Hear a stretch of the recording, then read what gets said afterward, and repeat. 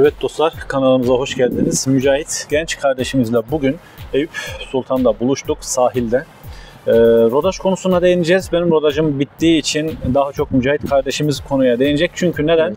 Henüz binli kilometrelerde, daha yakın oralarda. 850 kilometre. Yani rodajı hala devam ettiğinden dolayı rodaj konusuna değineceğiz. Çünkü insanlar rodaj konusunda rodaj yoktur diyenler bile var. Basket diyenler var. Efsanelerle yani, dolu, bilgi kirliliğiyle dolu. Aynen, fabrikasyon rodaj yapılmış diyenler var. Fabrikadan. Böyle bir ortamda rodaj nedir, ne değildir, nasıl yapılmalı? Mücahit kardeşimize bu konuya değineceğiz. Evet Mücahit kardeşim, sen rodajı nasıl yaptın? Şu anda bu motor 850 kilometrede. 250 kilometre ilk bakımı yaptırdım. Ben rodajı şöyle anlıyorum. Etrafımızda olan 20-30 yıllık motosiklet kullanıcıları var. Büyüklerimiz, abilerimiz. Hem onlardan öğrendiğim hem de izlediğim videolardan bu motoru aldığım ustalardan öğrendiğim bir tek şey var. Adamların bize aslında anlatmak istediği, biz sana bu motoru birleştirdi fabrika verdi. Sen bu motorun her şeyini, parçalarını, amortisörlerini, frenlerini, viteslerini zorlamadan yerine oturt.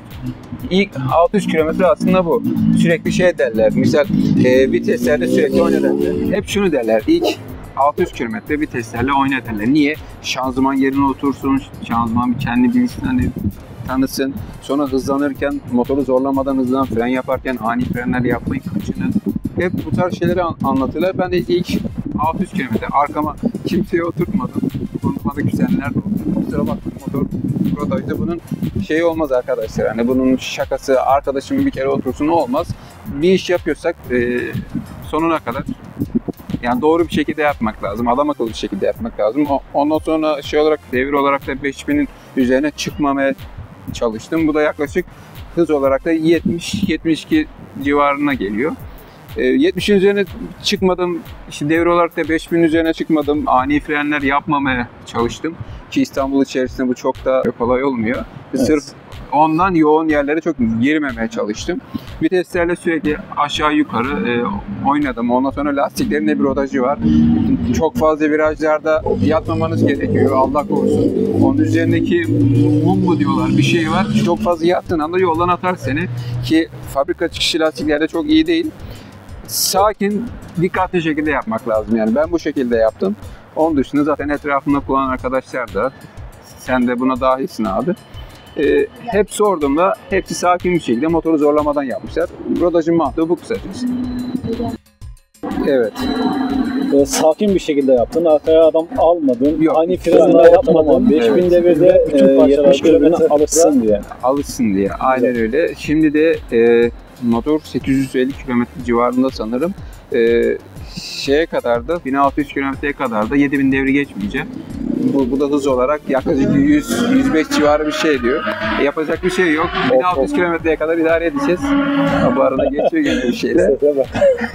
Hız olarak da 100 şehir içi gayet yetiyor. Yeterli. Yani ben uzun yolda yapmayı düşünüyorum motorla. Bir iki haftaya ben onun 1600 yaparım. Yağını bir değiştiririm, ondan sonra artık yani basarız, bir bakalım ne yapıyor, nasıl gidiyor. Güzel. Ben de uzun yol düşünüyorum ama şöyle bir 4000 kilometreyi geçsin, motor iyice alışsın, tanısın kendini. Evet. Ondan sonra rodaj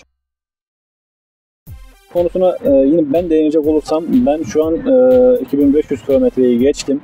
Evet. Rodajı yine Mücahit kardeşimizin dediği gibi yani sakin yapmaya çalıştım. Belli devir aralıklarında yaptım. Belli hızın üstüne çıkmadım. Tabii ki her viteste, her devirde kullandım. Yeri geldi sollama yapmam gerektiğinde mecbur bastım. Bu defa 70 değil 90-100 de yaptım. Ama böyle yarım saat, 1 saat boyunca öyle bir hız değil. Yani anlık böyle 5-10 saniye, 15 saniye bu hızı yapman gerekti. Yaptım.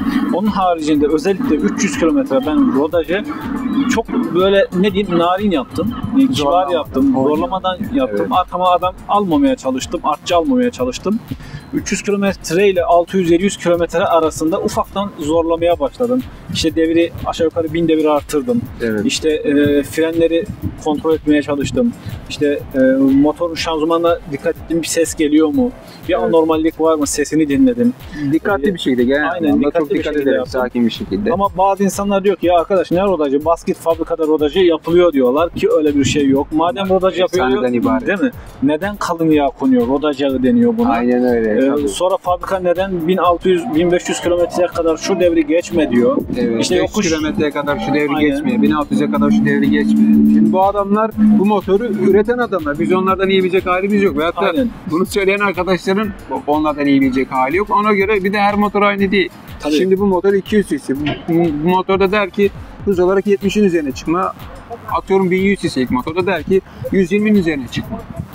Misal o Aslında- farklar da olabiliyor. İlla ki olur ama aslında o motorlarda üretim hassasiyeti bunlara göre çok daha fazla. Evet. Daha hassas üretiliyor. Fakat onlarda tork çok daha ciddi olduğu için esasen rodajı onlarda daha dikkatli yapmak lazım. Evet. Onlarda en ufak bir hata affetmez. Belki 100 bin lira, 150 bin lira masraf açar sana. Evet öyle. Bugün öyle motorlar var ki sadece motorun krankı 50-100 bin lira yani.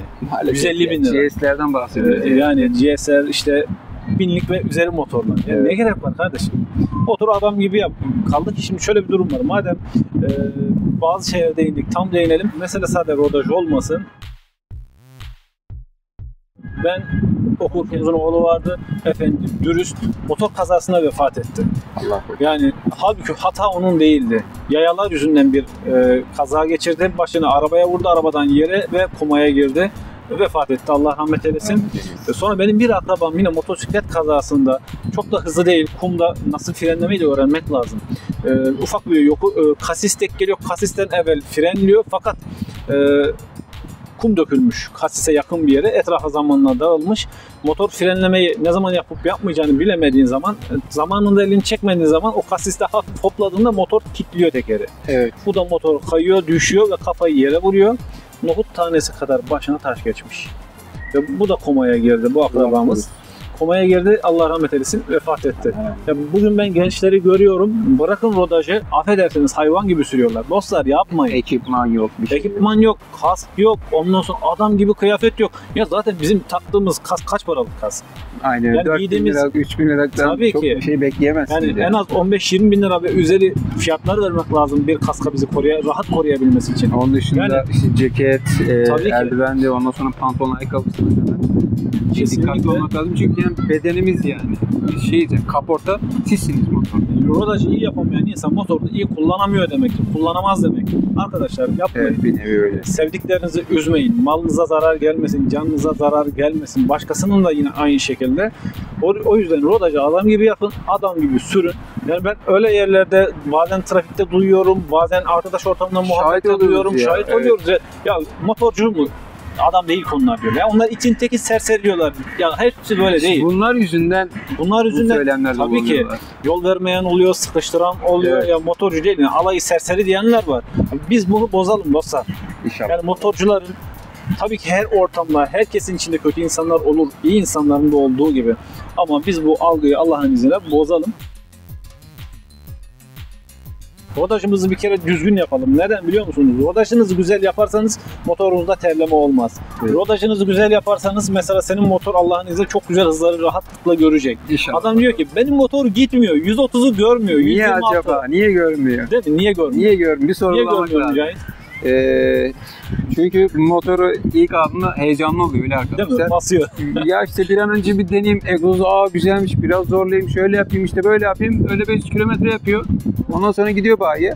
Abi ben bitirdim rodaj diyor. Hemen yanında değiştiriyorum. Yanında değiştiriyorlar. Sürüyor adam. 200-300 kilometre problem yok. Ondan sonra 1000 kilometreden sonra başlıyor. Allah Allah. Ya sağıma soluma bakıyorum. Şu X arkadaş 150 yapmış. Y arkadaş 158 yapmış. Bu niye 130'un üzerine çıkmıyor diyor. Ustaya götürüyor. Usta diyor ki sen nasıl yaptın rodajını? Abi şöyle yaptın, bir şöyle hızlandın, bir şöyle frenledin. Abi kusura bakma diyor. Sen bu motorun ömrünü bitirmişsin. Yani Kusura onlar bakma kesinlikle yani. böyle motorlarda bir süre dikkat edilir. Adam gibi yeniden bir rodaj yapma süreci başlar. Bu Evet. süreç eğer motordaki bu sıkıntıyı gidermezse kesinlikle kimse kusura bakmasın. Birçok insan buna değinmez ama senin piston senin de değişecek.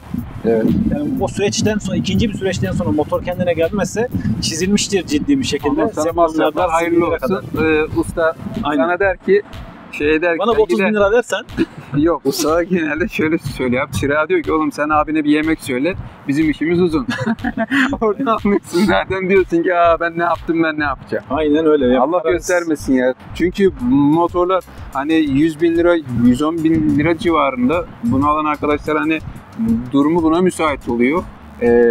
Durum buna müsait olduğu için çok dikkatli olması gerekiyor. Allah korusun bir ufak bir masrafta bir şeyde bizi zorlayabilir, bütçemizi zorlayabilir. Aynen. Dikkat etmek lazım yani. Ya şimdi hem öyle bir de bu motorunu dahi 4-5 bin liraya kolay kolay kimse indirmez. Maalesef. Kimse indirmez. Yani en az 7-8 bin geçti lira. bir indirmesi. Tabii ki sadece İndirmesi motoru bile o kadar. söküp indirmesi, gözü kapalı 5 bin lirayı en az vermem lazım ki adama motor söksün indirsin.